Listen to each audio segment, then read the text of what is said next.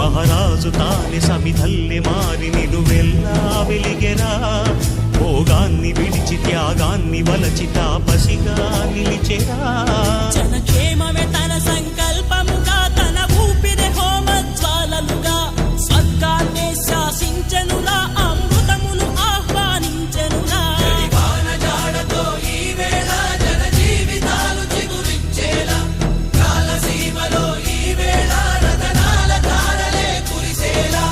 కల్లు కల్లు మని సిరిమూవల్లే చినుకే చేరగా, జల్లు జల్లు మని పులకింతల్లు పుడమే పాడగా, హరివిల్లు ఎత్తి కరిమబ్బు వాన బాణాలే వేయని, నిలువెల్ల మనసు వడగళ్ళు తాకి కడగ